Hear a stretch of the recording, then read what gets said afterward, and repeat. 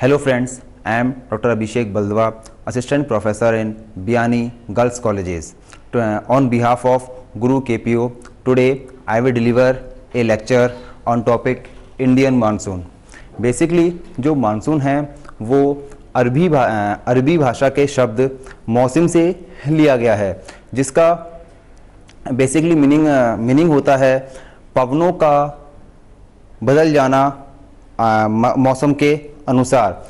इसको Indian reference में हम यदि बात करें तो वैसे मानसून की बहुत सारी थ्योरियां प्रचलित हैं, लेकिन जो सबसे बेसिक और जिसको सबसे ज़्यादा मान्यता प्राप्त है वो है जेट स्ट्रीम थ्योरी।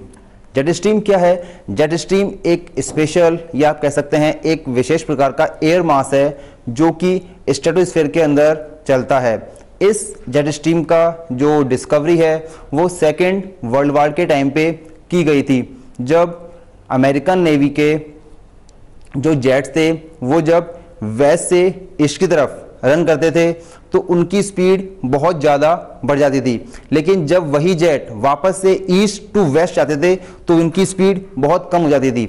लेकिन ड्यूरिंग वार तो इस पर किसी ने ध्यान नहीं दिया, लेकिन जब वर्ल्ड वार ख़त्म हो गया तो इस पर इन्वेंशन किया गया और ये निकल के आया कि एक विशेष प्रकार का एयर मास है जो कि स्ट्रेटोस्फीयर के अंदर लगभग 9 to 18 किलोमीटर की हाइट के अंदर फ्लो करता है। बस यही जेट स्ट्रीम हमारे इंडियन मानसून को भी इफेक्ट करता है।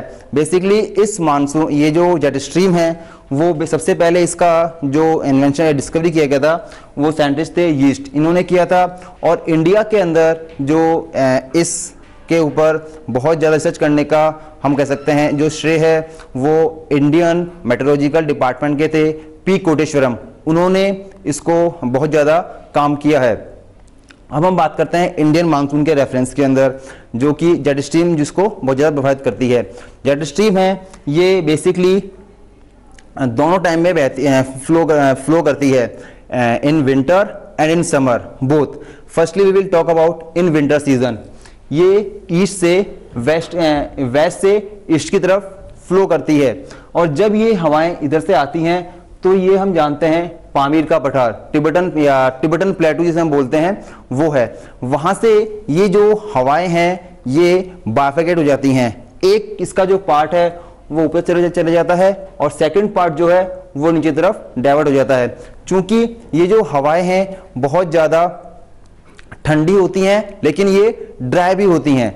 ड्राई होने के बाद में जब ये हवाएं बंगाल की खाड़ी के अंदर एंटर करती हैं तो वहां पर आने के बाद में चूंकि ये ड्राई होती हैं बट ठंडी भी होती हैं, लेकिन जब ये ड्राई होती हैं और बंगाली खाड़ी में एंटर करती हैं, बंगाल की खाड़ी में एंटर करने के बाद में ये हवाएं इनके अंदर बहुत सारी नमी आ जाती है, और नमी आने के बाद में ये अकॉर्डिंग टू फेरल के नियम के अनुसार ये हवाएं इस तरफ होकर के तमिलनाडु तट के ऊपर बहुत ज़्यादा वर्षा करती हैं। Next we will talk in summer monsoon.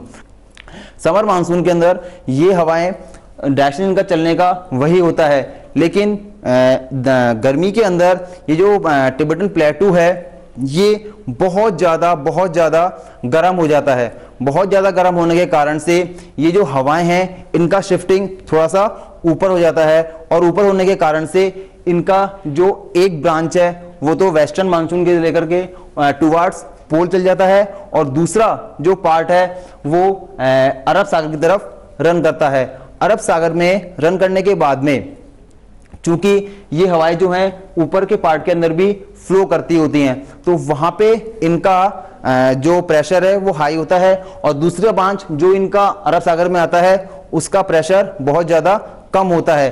तो इस लो प्रेशर को फिल करने के लिए जो हवाएं हैं, ऊपर वाली जो हवाएं हैं वो इसको अट्रैक्ट करती हैं और फिल करने के लिए नीचे तरफ आती हैं, और इस तरह से हमारा गर्मी का मानसून का प्रोसेस फुल होता है।